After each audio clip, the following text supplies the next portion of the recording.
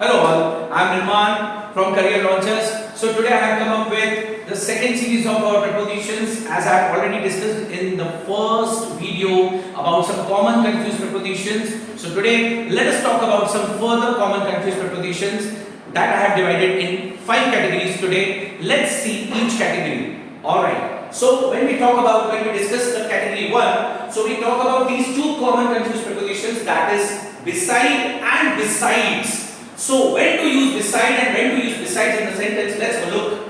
In the first preposition, that is beside, it means next to something. When we talk about some object, that means if I say that sit beside me, that means I am asking someone to sit next to me. Alright, so when it comes to besides with s as a suffix at the end, it means that I am saying that in addition to something or apart from something. Let's have a look. There is one example I have written, that is besides 40 passengers, there was a driver in the bus. Now, when I say besides 40 passengers, now 40 passengers are already in the plural form. That means they are already being added up, and that is the added figure. And I say there was a driver in the bus. So my emphasis is on the driver. Now driver is singular. How come plural be linked with the singular form? So this sentence is actually incorrect. Now let's see which is the correct part.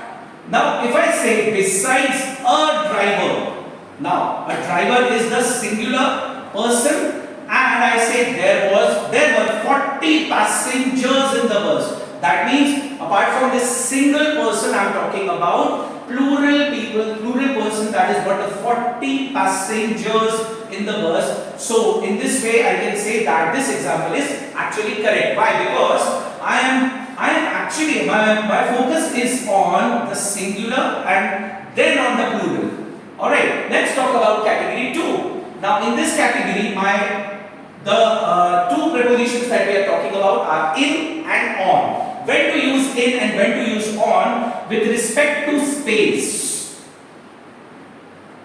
Okay. Now when I talk about space and when I talk about this preposition in, when to use in the sentence. When to use in when we talk about the defined area or some enclosure or particular area in the general space. And when to use on when we talk only about the general space. Let's see the examples. In the first example, I can say the car was parked. Where the car was parked? In the shade of the tree. Now can I say this space is the defined space? Yes. So there I can use this preposition in. Now in the second example, let's see. The example says the car was parked on the ground.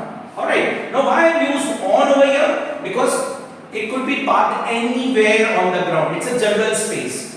Alright, now just moving ahead on this sentence, it says that the car was parked on the ground in the shade of the tree. Now why am I again using in? Because generally over the ground, on the ground, there is a definite space, there is a definite enclosure. I am talking about the shade of the tree. That means the car is parked in the shade of the tree. Now why I can't use beneath or under over here? Just think logically. Can we say that the car was parked under the shade of the tree? Never. We would say that the car was parked on the ground in the shade of the tree. Because the shade of the tree is something which is already being put or placed on the ground. Alright, let's talk about category 3 with respect to time. When it comes about in and on, how in, on and against, how we categorize these things. Let's see. When it comes to in, we basically talk about before.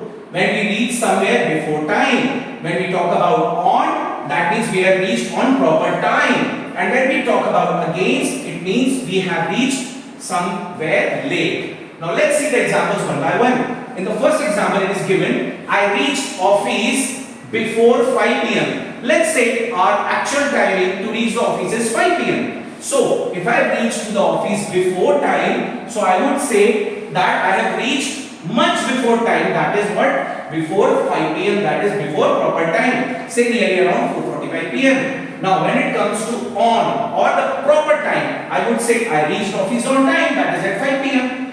When it comes to against, I would say I reached office against time, that means I reached late. Alright, now when it comes to on and in, the difference can be considered subject to date in case of on and month and year in case of in. Let's see the examples. On we use for day, any particular day, like on Sunday, that is a holiday. And when it comes to day, we would say on 26th January there is a Republic Day. And when it comes to month, in the month of April I was born. And when it comes to year, I would say in 1989 I was born. Alright, so let's see the category 4. In category 4, when we discuss about two prepositions, that is in and into, subject to the space.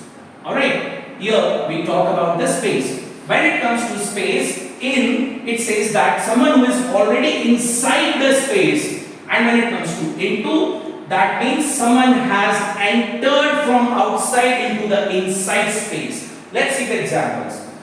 In the first example, I would use rather in. See, I am sitting in the room. That means someone is already inside that space, and the space is what? The room. In the second example, let's see, he walked into the room. Now, into the room, why I have used into? Because somebody has entered the room from outside to inside. Okay, now let's see the third example. In the third example, it says he entered the room. What do you mean by entered the room? Entered means what? Someone has already entered the room. We would not say he entered in the room. It is wrong. It would be redundant because entered itself tells that the person is already inside the space. So we cannot use in over here. Alright, just keep this thing in mind. Next example says, please return my book. We never say, please return back my book, because return and back would be redundant in this sentence. So we cannot say return back. Rather we would say only please return my book. Now this was all about category 4. Let's talk about category 5. In this category 5, we have further classified these prepositions on the basis of positions. Right. The first preposition that we talk about is on. On. What is on? On is doing. Like on we talk about already on top position. Right. On to means from bottom to top. Okay. Let's see the examples. The book is on the table. That means the book is already kept on the top position of the table. And when we talk about from bottom to top, we say he jumped onto the train. That means someone has jumped from outside to inside. That's what we have seen. From bottom to top.